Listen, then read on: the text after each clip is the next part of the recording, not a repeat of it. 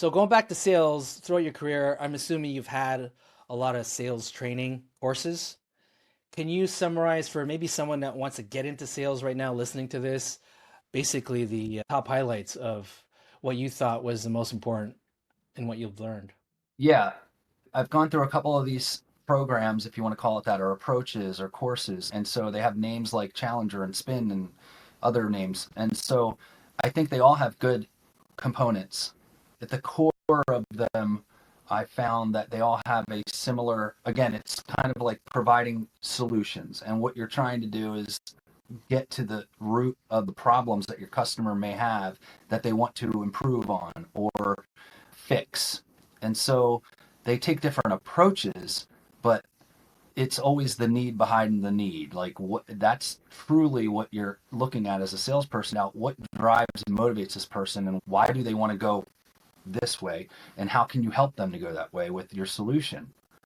After Bioscience, which I believe was Spin or Challenger, I forget, I went to R&D Systems slash Biotechny. And while I was there about 9 years. And in that interim, we took on our own in-house approach to sales called CVSS. I really enjoyed that process, consultative value selling skills. And so that kind of took all the best parts of these previous programs that I went through and kind of put it into one, so highlighted the humanity of it and the empathy and the conversations that you have with people that are real people. The other approaches I found were a little distant from the actual person as they have personal goals and they're people. I was really impressed with that program that we did there. And then I was on a team, I believe you were on the team too. We were part of that team to kind of hone CVSS into what we called EPIC, which was more focused on our customers and our products and our solutions that we provided them. So it kind of really got it focused down. And at that point, I think it was that, as being part of the team that made it, I'm a little biased, but I think that approach is the best approach for sales that I've ever seen. And it's because I think we really approach the customer with empathy and compassion and conversation. Yeah, you were an integral part of that, and you and the team did a phenomenal job about that. Thanks. One thing I'd love to, yeah, one thing I'd like to stress to people is that sales is a skill.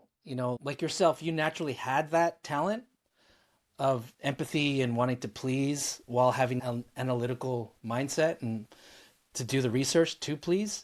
Right. But that can only take you so far. If you want to be great at it, you really need to fine tune your skills and Yeah. know what they are and learn about that and practice it. And that'll take you to a whole another level. Yeah. It's self awareness.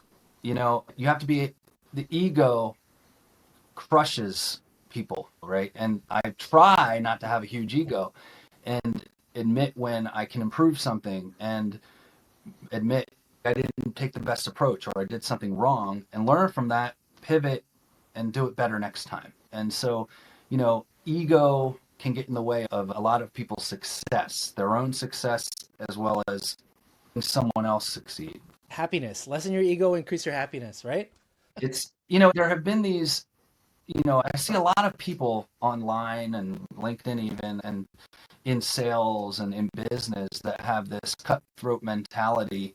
And sometimes they get far in life and sometimes they're successful. I think you can get just as far and successful and you don't have to be cutthroat. You can be a compassionate, empathetic human being and still be very successful in life. Yep. Nice guys do not finish last. That's like the worst myth ever Yeah, when they say nice guys finish last. That's a load of BS for right. sure. Yeah, it's all ego. You're one of the nice guys Need a out drink there, of man. my thank you.